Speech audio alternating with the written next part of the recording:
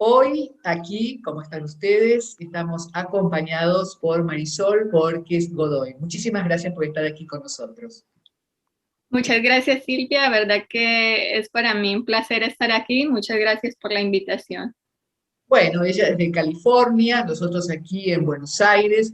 Vamos a comenzar una conversación, una charla sobre aspectos del desarrollo de Marisol que son muy, muy interesantes. Por un lado, ella es ingeniera industrial, pero también se ha dedicado estudios a la literatura en general, a la poesía en particular, y una perlita, diría, un tema que a mí me interesa mucho, que es la relación de las matemáticas con la poesía. Ahí hizo ella como un vaso comunicante, un matrimonio de posibilidades para conocer el mundo y la vida.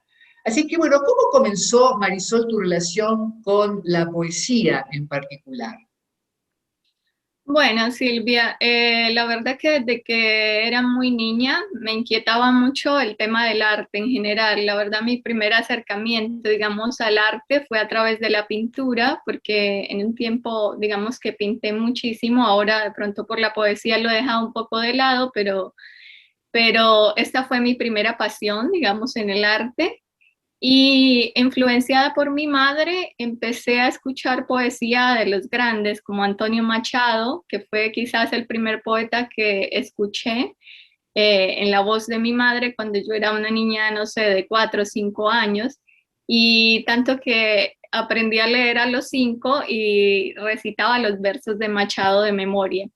Así que fue un poeta que a mí me apasionó muchísimo. Después vinieron muchas otras lecturas porque a mi madre le encantaba la poesía y también escribir, pintar.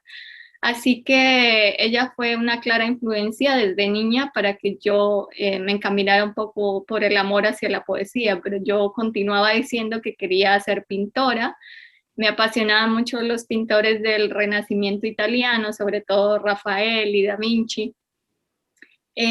Bueno, así que cuando ya estaba, digamos, en mi época de colegio, eh, no sé cómo le llaman allá en Argentina, nosotros le decimos el colegio como a la época secundaria, ¿no? Lo que aquí en Estados Unidos se llama high school. Durante ese periodo sí que tuve una maestra de literatura que me hizo leer muchísimas obras, ¿no? Muchísimas obras literarias, novela, poesía. Y digamos que poco a poco se fue despertando en mí esa inquietud de querer escribir. Pero hay un momento determinante en el que yo empiezo a escribir poesía, digamos, de un modo más serio. Y es un evento trágico en mi vida, el suicidio de mi hermano mayor, que ocurre cuando yo tenía 18 años. A partir de allí, siento que a través de la pintura no puedo expresar todo lo que había dentro de mí y que la poesía se convierte, digamos, por un lado en una salvación, un refugio ante ese momento de choque emocional, ante esa sensación de vacío, pero por otro lado también era mi manera en que podía expresar todo ese dolor a través de, haciendo una catarsis, ¿no? A través de la palabra poética. Ujú. Bien, de estos pasajes de expresiones artísticas vas acercándote también a la ciencia y a la tecnología a través de la ingeniería industrial. Y entonces, ¿cómo es ese pasaje? Bueno, a la ciencia durante el colegio también a mí me gustaba mucho tanto la física como las matemáticas. Me acuerdo que con un amigo hicimos un ejercicio y fue desarrollar todos, absolutamente todos los ejercicios del álgebra. Y bueno, algunos nos decían como están locos, estaban las matemáticas, o por lo menos mis compañeros era como lo que no querían ver. Eran muy pocos los que en verdad les apasionaba la ciencia y yo por el contrario creo que desde niña encontré que la ciencia estaba muy ligada al arte, tanto a la música, los sonidos. Siempre me parecía que había un componente matemático allí maravilloso, o el hecho de haber crecido también durante mi niñez en una finca me hizo pensar mucho en la configuración del cielo, en las noches, de cómo estaban las estrellas y de que había un poder superior a nosotros y que ese orden era matemático, así que me parecía de algún modo muy poético. Decidí estudiar ingeniería industrial porque, como me decía mi madre, los artistas se mueren de hambre, así que bueno, estudié primero administración de empresas, me gradué y me contrataron de una compañía petrolera en Colombia, donde mi perfil, el cargo de mi perfil era el de un ingeniero industrial, así que ellos me dijeron, bueno, puedes continuar en el cargo, pero con el compromiso de que tienes que estudiar ingeniería industrial. Y para mí fue genial porque de administración de empresas se ven muchas asignaturas similares, así que tuve solo que profundizar en lo que más me gustaba a mí, que era el cálculo, la física, la química. Durante este proceso, eh, sí que, digamos, estando trabajando en esta compañía, en lugares remotos de Colombia y a la vez estudiando, combinaban las dos pasiones, tanto la ingeniería como el hecho de empezar a escribir en manera poética cosas que estaban ligadas a ese campo, digamos, muy tecnológico y de las máquinas y de la relación del hombre con la máquina, ¿no? Y de allí a mí me empieza a apasionar precisamente indagar y escudriñar mucho más a fondo en la relación que existe entre la ciencia y el arte en general, no solo las matemáticas. Bueno, has depositado ese interés en esta tesis, producto de tu licenciatura en literatura hispánica, que dice la influencia de las matemáticas o relaciones matemáticas con la poesía. ¿Cómo sería esto? Digamos, uno puede pensar que los sonetos, las rimas, bueno, todo eso que uno va aprendiendo en la poesía, pero le has dedicado especialmente el tema a esta relación. ¿Y qué es lo que has podido descubrir, por ejemplo? Bueno, cuando yo hice esta maestría con la Universidad de Barcelona, la verdad es que todos mis compañeros escogieron analizar una obra de un poeta o de un novelista. Y yo quise hacer esto de manera diferente porque, entre otras, para mí fue un poco difícil acceder a la maestría porque solo le dan generalmente la oportunidad de hacer maestrías en literatura a la gente que ha estudiado humanidades. Así que yo tuve que probar de otra forma que podría acceder como escritora a hacer este máster. Cuando hice la propuesta, la verdad que tuve la fortuna de que me asignaron un director de TFM, que fue una profesora que es brillante, digámoslo así. Ella tiene mucho que ver también con este tema y con el apoyo de ella, pues sí que a ella le pareció muy interesante desarrollarlo. Y lo que hice fue tomar la obra de un autor español que se llama José Miguel García, un autor no muy conocido. Eso también era un reto para mí porque es mucho más fácil, digamos, encontrar literatura sobre los grandes que ya han sido estudiados o se han hecho tesis sobre ellos. Yo en cambio elegí a un autor del que no se había escrito nada. Él escribió un libro completamente dedicado a las matemáticas, se llama Matemática Impura, donde él desarrolla a través de cuatro, digamos, de las diferentes ramas de la matemática, desarrolla un libro de poesía. A mí me llamó mucho la atención este libro y quise analizarlo tanto entre el conteo silábico, aún sabiendo que esto no se tiene en cuenta cuando escribimos verso libre, que esto se hacía cuando se escribían sonetos o todo este tipo de poesía, digamos, ligada directamente a una constricción matemática. Por el contrario, el verso libre se supone que rompe con todos estos esquemas, pero yo quería demostrar que a pesar de que el poeta escriba sin tener una intención matemática, es decir, sin tener la intención de que la poesía lleve una métrica, sucede como en la música, hay algo inconsciente dentro de nuestro cerebro que nos hace escribir llevando unos patrones matemáticos y efectivamente a través de mi tesis pude comprobar que el ritmo recaía siempre sobre las mismas sílabas. Es una cosa que sucede porque, digamos, uno de los autores que leí para poder hacer la tesis, que la mayoría fueron matemáticos y no literatas, decía que en la clase él había dicho una vez que a la gente en general le gustaban mucho más las matemáticas que la música. Así que todos le dijeron, pero ¿cómo puede ser eso? Eso no es verdad. Y entonces él dijo, le puedo demostrar que sí, porque efectivamente la gente se enamora de la música es por el concepto matemático que entra al cerebro antes que apreciar, digamos, la sinfonía como un conjunto, una pieza musical que genera pues ciertas vibraciones y genera ciertas emociones. El mensaje primero que llega es matemático, como los bebés que primero se fijan en las figuras, en un cuadro, en un círculo, en un rombo. Ellos primero identifican las formas geométricas. A medida que vamos creciendo, vemos la naturaleza como un todo y no como la suma de sus partes, ¿sí? No podemos identificar como adultos que el girasol tiene la secuencia Fibonacci, por ejemplo, solo si nos dedicamos a estudiarlo directamente. Ajá. Entonces, uh-huh. Bien, el tema del ritmo musical, del oído para la poesía es fundante, ¿no es cierto? Como escritora de poesía, eso también lo conoces.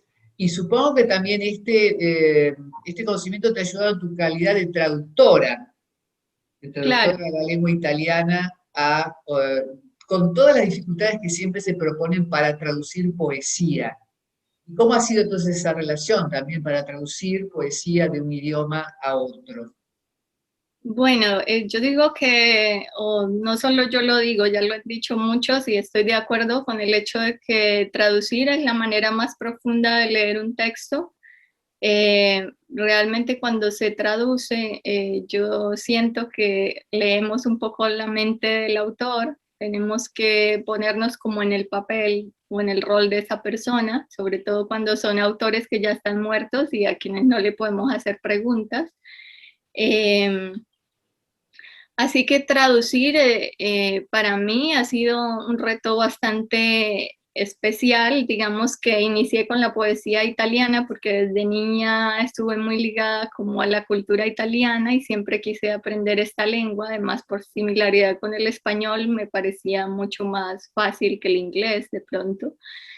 Pero la verdad es que cuando te enfrentas a la lengua te das cuenta que en realidad no es tan parecida como uno piensa, hay muchas reglas extremadamente distintas y ya al llegar a traducir te das cuenta que hay cosas realmente intraducibles, ¿no? Así como nosotros, por ejemplo, usamos nuestras propias expresiones idiomáticas, pues en países como Italia tienen otras expresiones que no son las mismas nuestras y que si las encuentras en un poema, pues tienes que, para mí, hay personas que dicen, no, hay que traducirlo tal cual, literalmente. Yo no estoy de acuerdo con esto porque para mí el lector tiene que encontrar en la nueva lengua, es decir, en la lengua objetivo, que el poema le hable del mismo sentimiento, que tenga el mismo corazón, la misma alma, pero en su lengua, ¿no? Porque no podemos hacer una traducción literal eh, y que el poema funcione. Realmente esto no sucede siempre, ¿no? Quisiéramos, en algunas ocasiones es posible, pero en otras no.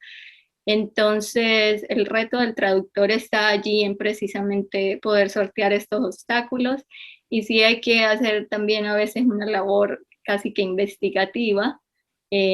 Por ejemplo, ahora estoy traduciendo un libro de un autor italiano que se llama Bruno Galuccio. Bruno Galuccio es un físico que trabajó para una agencia espacial y Bruno escribe solo sobre teorías de la física, así que para una persona que desconozca totalmente de las teorías que habla, perfectamente puede traducir, por ejemplo, la palabra seno, que hace relación al concepto matemático, lo puede traducir como el seno, no sé, otra cosa, otro tipo de Claro, seno. claro.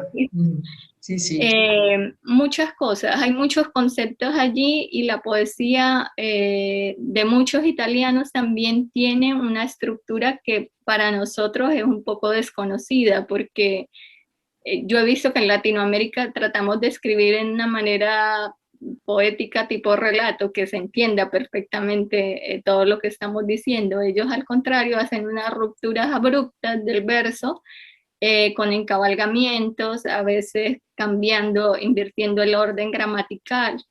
Entonces, todas estas cosas para el traductor, digamos que son un reto muy grande, pero yo me exijo mucho a nivel personal, leo mucho y trato siempre, por ejemplo, cuando puedo hablar con el autor, pues tratamos de hacer una traducción conversada, ¿no?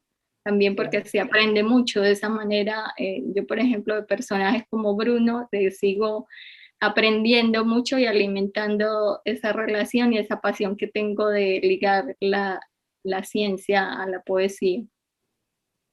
Claro, y además, bueno, en tu calidad de poeta, también traducir a otros poetas, eso ayuda mucho a ambas partes, ¿no es cierto? Porque Claro. comprender el lenguaje poético es otro lenguaje que el de la ciencia o el de la cuestión coloquial, y eso también ayuda muchísimo. En este momento estás trabajando en algún poemario, porque también observo que vos sos editora de una revista electrónica, Vuela Palabra, que junta a todos los amigos poetas para participar allí.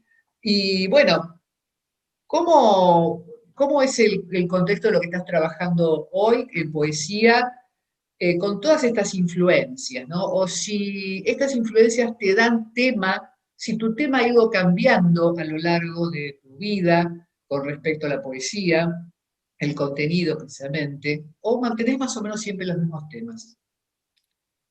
Bueno, yo creo que indudablemente ha ido evolucionando.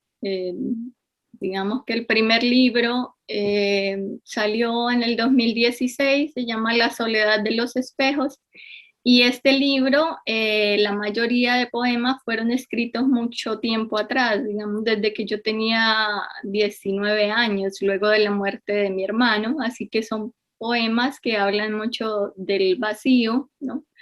De un vacío frente a la muerte de un ser querido. Son poemas bastante cortos, algunos tienen solo 4 versos.